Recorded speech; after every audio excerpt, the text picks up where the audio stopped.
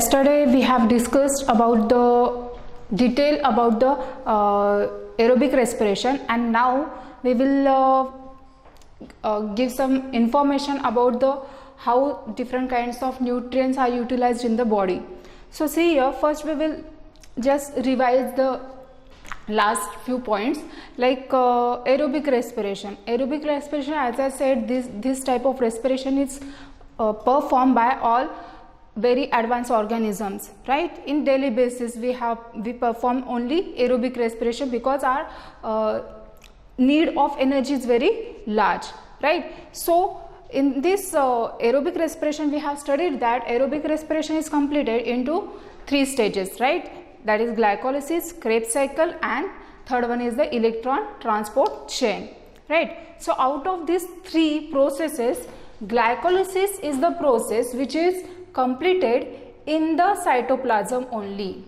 Okay, so जो glycolysis होता है वो cytoplasm में complete होता है, right? And after that whatever pyruvic acid is produced after glycolysis, that pyruvic acid enters into mitochondria, right? And further 2 processes, that is the electron transfer chain and the Krebs cycle, both of the processes are completed in the mitochondria.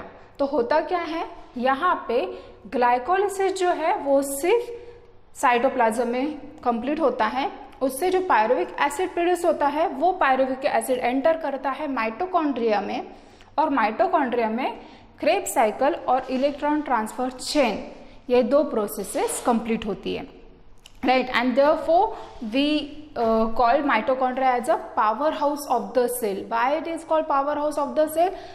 Because maximum amount of energy is produced inside the mitochondria using different kinds of enzymes. So in last standard, that is 9th standard, we already have discussed about the different kinds of organelles. So वहाँ पे हमने study किया था mitochondria, right? Mitochondria double membrane structure होता है, double membrane organelle होता है, जहाँ पे बहुत सारे एंजाइम्स होते हैं और वो एंजाइम यूटिलाइज होके क्रेब्स साइकिल और इलेक्ट्रॉन ट्रांसफर चेन ये यहाँ पे कंप्लीट होती है. So remember this, right? That is glycolysis completed in cytoplasm and other 2 processes are completed in mitochondria, right? I think you have now very clear with the aerobic respiration, right? So अगर हमने कल का थोड़ा याद है तो हमने क्या देखा था, जो ग्लूकोज होता है, ग्लूकोज ग्लाइकोलिसिस में एंटर करता है, ग्लाइकोलिसिस से पायरुविक एसिड प्रोड्यूस होता है, पायरुविक एसिड से एसिटिल कोएंजाइम प्रोड्यूस होता है, फिर ये एसिटिल कोएंजाइम क्रेब्स साइकिल में एंटर करता है. Krebs cycle it is a cyclic chain reaction जहाँ पे एनर्जी प्रोड्यूस होती है, right? And after that remaining NADH2 FADH2 enters into the electron transfer chain. So this process happen in our body continuously in each and every cell of the body. हमारी हर cell ये process complete करते हैं to get the energy.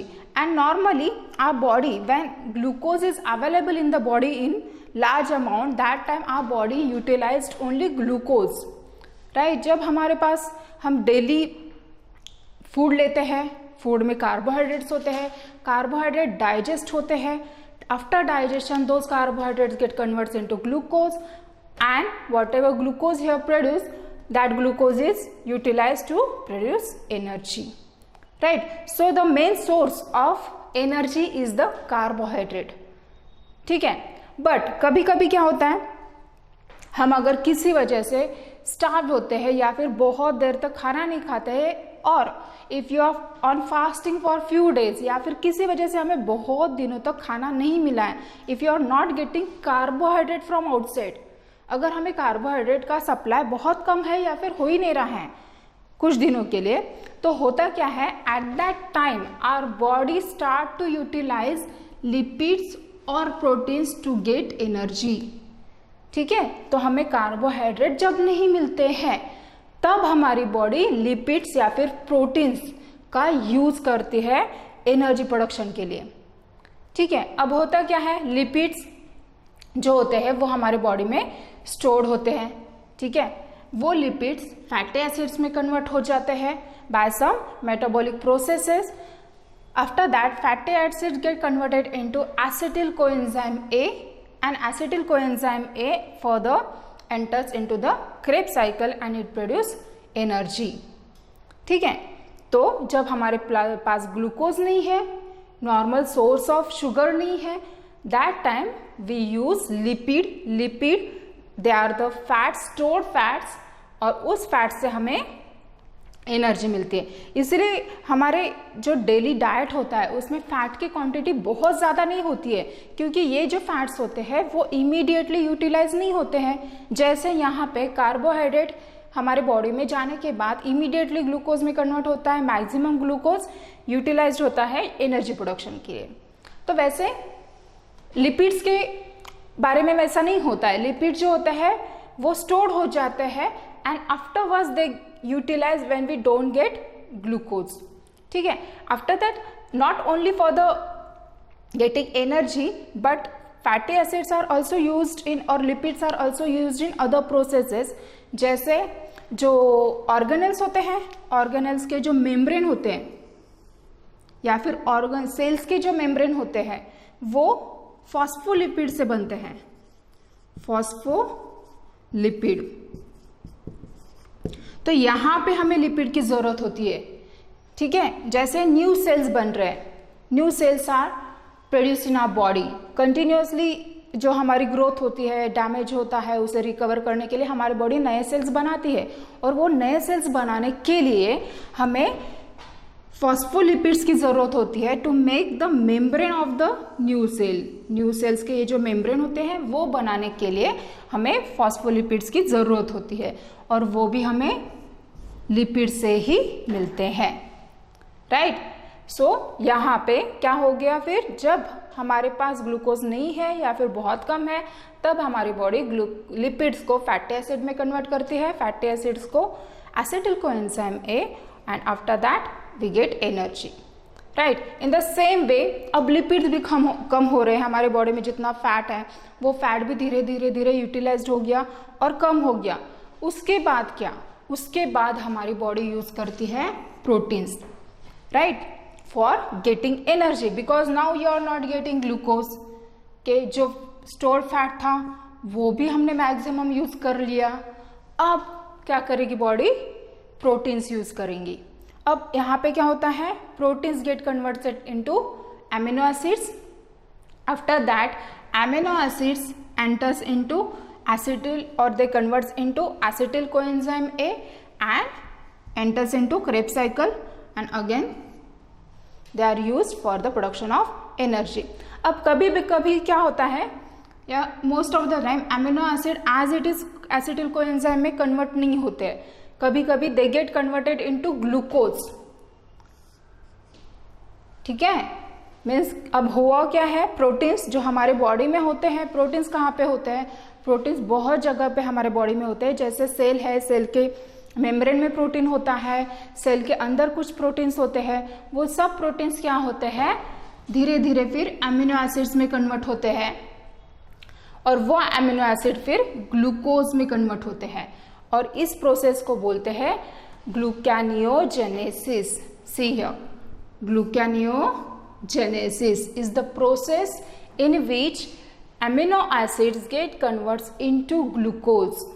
ठीक है, ये याद रखो, ग्लूकेनोजेनेसिस क्या है, proteins get converts into glucose. कब होंगे ये, जब हमारे पास ग्लूकोज, बाहर से कोई भी सोर्स नहीं है ग्लूकोज का. दैट टाइम जो भी हमारे बॉडी में प्रोटीन्स है वो प्रोटीन्स ग्लूकोज में कन्वर्ट होने लगते हैं, और धीरे फिर वही ग्लूकोज पायरुविक एसिड प्रोड्यूस करता है, एंड सेम आगे के जो स्टेप्स होते हैं वो सेम होंगे एनर्जी प्रोडक्शन के लिए. ठीक है, right. So this process is called gluconeogenesis. तो यहाँ पे हुआ क्या है, एनर्जी प्रोडक्शन के लिए हम सबसे पहले तो ग्लूकोज ही यूज करते हैं. अगर ग्लूकोज नहीं मिला तो हम लिपिड्स यूज करते हैं.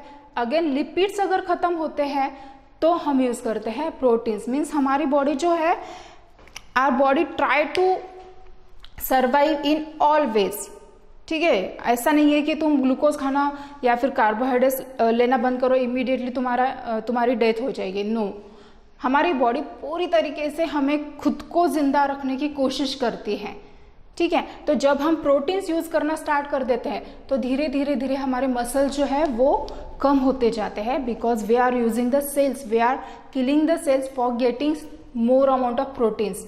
तो धीरे धीरे हमारा बॉडी वेट क्या होगा, रिड्यूस होता जाएगा। बॉडी का वेट जो है धीरे धीरे कम होगा, क्योंकि क्या हो रहा है, यहाँ पे मसल्स कम होते जा रहे हैं, एक्स्ट्रा सेल्स कम होते जा रहे हैं, तो अपने बॉडी का वेट क्या हो जाता है, धीरे धीरे धीरे धीरे कम होते जाता है जब हमें ग्लूकोज नहीं मिलता है, क्योंकि हमारी बॉडी क्या कर रही है, प्रोटीन्स यूज कर रही है और प्रोटीन सेल्स के अंदर होते हैं। I think this is clear, right? Now see what happens with the extra nutrients. अगर हमारे डाइट से हमें कुछ एक्स्ट्रा न्यूट्रिएंट्स भी मिलते हैं तो उस एक्स्ट्रा न्यूट्रिएंट्स का क्या होता है। जैसे हमारे बॉडी में ग्लूकोज जो है, हम exactly same amount of glucose तो लेते नहीं है। यस, कभी ज़्यादा खाते हैं, कभी कम खाते हैं। तो उस टाइम पे क्या होता है, हमारे बॉडी में कभी कभी ज़्यादा अमाउंट में न्यूट्रिएंट्स होते हैं। ठीक है, तो वो क्या होता है, अब एक्स्ट्रा ग्लूकोज जो है, मीन्स जो भी कार्बोहाइड्रेट्स है उसका डाइजेशन हो गया, डाइजेस्टिव सिस्टम के थ्रू ग्लूकोज प्रोड्यूस हो गया, ग्लूकोज ब्लड में एब्जॉर्ब हो जाता है, और वो जो एक्स्ट्रा ग्लूकोज है, अब उसमें से मैक्सिमम ग्लूकोज जो है हमारी बॉडी एनर्जी प्रोडक्शन के लिए, हमारे सेल्स एनर्जी प्रोडक्शन के लिए यूज करेंगे, लेकिन बचा हुआ ग्लूकोज, एक्स्ट्रा ग्लूकोज क्या हो जाता है, ग्लाइकोजन के फॉर्म में स्टोर्ड हो जाता है। Glucose get converts into glycogen, right? Glucose क्या होगा, यहाँ पे ग्लाइकोजन में कन्वर्ट होगा, और इस प्रोसेस को बोलते हैं gluconeogenesis, right? This process is called gluconeogenesis. So this is the process in which glucose get converts into glycogen. Next proteins, अभी मैंने बोला प्रोटीन्स क्या होते हैं, कन्वर्ट्स इनटू ग्लूकोज. कब, जब हमें ग्लूकोज नहीं मिलता है तब प्रोटीन्स कन्वर्ट हो जाते हैं ग्लूकोज में, और इस प्रोसेस को बोलते हैं gluconeogenesis. This is called glycogenesis and this is called gluconeogenesis, right? After that fats, fat जो होते हैं, फैट, एक्स्ट्रा फैट जो है वो हमारे बॉडी में एडिपोज टिश्यूज में स्टोर हो जाते हैं, right? Adipose tissues are the fat storing tissues, जो हमारे बॉडी का फैट स्टोर करते हैं. तो अगर जितना ज़्यादा हम फैट कंज्यूम करेंगे उतना एडिपोज टिश्यूज बढ़ते जाएंगे, and you can become very fat if you eat lots of, if you get lots of fats from your diet. After that we also get vitamins through our diet. Vitamins, we know that vitamins, where vitamins are used to maintain our body, right? Body को properly maintain करने के लिए, जैसे body में अलग अलग organs है, अलग अलग ऑर्गन का प्रॉपर फंक्शनिंग होने के लिए हमें अलग अलग विटामिन्स की ज़रूरत होती है. यहाँ पे A, B, C, D, E, K, right? ये विटामिन्स होते हैं. Obviously vitamins do not gate digested, जैसे बाकी के जो न्यूट्रिएंट्स होते हैं वो डाइजेस्ट होते हैं, सिंपल फॉर्म में कन्वर्ट होते हैं, वैसे विटामिन्स सिंपल फॉर्म में कन्वर्ट नहीं होते, जैसे है वैसे ही absorb हो जाते हैं and they are utilized in the body. Vitamins are needed in very small amount as compared to other nutrient, but they are important to maintain our good health. हमारे बॉडी की अच्छी हेल्थ रखने के लिए हमें विटामिन्स की बहुत ज़्यादा ज़रूरत होती है. हमने प्रीवियस स्टैंडर्ड्स में ये सीखा है, राइट? जैसे विटामिन्स अगर कम होते हैं we can suffer with lots of diseases. जैसे विटामिन ए की कमी है हमारे बॉडी में तो क्या होता है, night blindness, right? Night blindness, it is a kind of deficiency diseases, beriberi rickets, lots of deficiency diseases are there. अब deficiency diseases means what? Deficiency की वजह से, deficiency मतलब क्या, lack of something, lack means कम होना. क्या कम हो रहा है, विटामिन्स की कमी की वजह से जो डिसीजेस होते हैं उन्हें बोलते हैं डिफिशियंसी डिसीजेस. बहुत कम अमाउंट में लगता है, लेकिन अगर उतना भी अमाउंट हमें नहीं मिलेगा तो we can suffer with deficiency diseases, right? इनमें से जो B and C vitamin है. Only these two vitamins are water soluble vitamins. Water soluble. Other are fat soluble. बचे हुए जितने भी विटामिन है वो सब फैट सोल्यूबल है. फैट सोल्यूबल जो फैट के अंदर डिजोल्व होते हैं. सिर्फ बी और सी नॉर्मल वाटर में डिजोल्व हो सकते हैं. ठीक है, तो ये याद रखो. Only B and C vitamin are water soluble vitamins and other are fat soluble vitamins. Right. After that water is again very important component है ना, क्योंकि हमारे बॉडी में 90 मीन्स हमारे बॉडी के वेट के हिसाब से 70% ऑफ वाटर होता है. ठीक है, जितना भी वेट है उसका 70% हमारे बॉडी में वाटर ही होता है. हमारे बॉडी के जो सेल्स हैं, सेल्स में साइटोप्लाज्म होता है. Cytoplasm contain lots of water. Again our blood contain plasma और प्लाज्मा में 90% ऑफ वाटर होता है.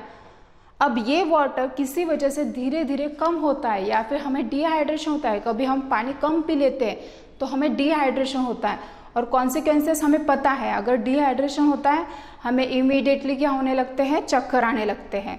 क्यों होता है ऐसे? क्योंकि हमारे बॉडी के हर प्रोसेसेस के लिए हमें क्या ज़रूरी है, वाटर ज़रूरी है. अगर वाटर प्रॉपर अमाउंट में सेल में नहीं होगा तो सेल नॉर्मल फंक्शनिंग नहीं कर सकती है. फंक्शंस डिस्टर्ब हो जाते हैं और अगर फंक्शन डिस्टर्ब हो जाते हैं सेल्स के तो हमारी बॉडी प्रॉपरली काम नहीं करेगी. So it is very important to have proper amount of water in our diet. Right, हमें रोज़ proper amount of water, required amount of water पीना बहुत ज़रूरी होता है. क्योंकि यहाँ पे देखो 70% बाय वेट हमारे बॉडी में वाटर होता है. Plasma what is plasma? Plasma is a component of blood, right? तो इसमें 90% ऑफ वाटर होता है. मीन्स फ्लूइडिटी जो है, ब्लड को जो फ्लूइडिटी मिलती है, it is because of the water only. Right. And last component is the fibers. Now what are fibers? Fibers are the you can say they are the type of carbohydrate, but they are not used for getting energy. ये जो है fibres हमारे body में digest नहीं हो सकते हैं. Human body is not able to digest this fibers. Right. And fibers we get from vegetable, fruits की जो कवरिंग होती है, वेजिटेबल्स जो है जैसे स्पिनच है या फिर कोई भी लीफी वेजिटेबल है, उसके अंदर भी बहुत अमाउंट में फाइबर होता है. ठीक है. अब ये जो फाइबर होता है वो हमारे बॉडी में डाइजेस्ट तो नहीं होता है. It is not use to get energy. फिर इसका काम क्या है? डाइजेस्ट भी नहीं होता है, अनडाइजेस्टेड रहता है, बाहर बॉडी के बाहर फेंक दिया जाता है. Then also it is very important for what to हमारे बॉडी में जो बाउल मूवमेंट होती है, बाउल फॉर्मेशन होता है, जैसे फूड स्मॉल इंटेस्टाइन में लार्ज इंटेस्टाइन में मूव होता है. That movement needs fibre. Fibre जो होता है वो जो फूड की जो मूवमेंट होती है स्मॉल इंटेस्टाइन में और लार्ज इंटेस्टाइन में वो इजी कर देता है. राइट. अगर फाइबर्स कम होता है हमारे डाइट में तो कभी कभी हमें कॉन्स्टिपेशन का भी प्रॉब्लम हो सकता है. Yes, doctor suggest to eat lots of fibers, to have lots of fibers in your diet. उससे क्या होता है? डाइजेशन ईजी होता है, बाउल मूवमेंट ईजी हो जाती है और हमें कोई भी डाइजेस्टिव सिस्टम के रिलेटेड कोई भी प्रॉब्लम नहीं होगी. सो फाइबर्स आर ऑल्सो इम्पॉर्टेंट. ठीक है, हमें उससे एनर्जी नहीं मिलती है लेकिन डाइजेस्टिव सिस्टम की हेल्थ अच्छी रखने के लिए फाइबर्स हमारे डाइट में होना बहुत ज़रूरी है. ठीक है. So this is about the all nutrients. हमारे फूड से हमें जो जो भी न्यूट्रिएंट्स मिलते हैं वो हमारे बॉडी में किस तरह से यूटिलाइज्ड होते हैं, किस वे में उनका यूज़ होता है, ये यहाँ पे हमने पढ़ा है. राइट. जैसे ग्लूकोज तो बहुत ज़्यादा इंपॉर्टेंट है and other nutrients are equally important. ठीक है. सो यहाँ पे हमने proper aerobic, anaerobic respiration, again utilization of the different nutrients हमने आज पढ़ लिया है. ठीक है. So after or in next lecture we will study about the cell division. Again, very important topic of this, or very important you can say bit of this topic is the cell division, right? Mitosis, meiosis we will study in detail, and this is the whatever we are going to study about the cell division, that will be at basic level, right? So tomorrow we'll start the cell division, a new bit of this topic. Thank you.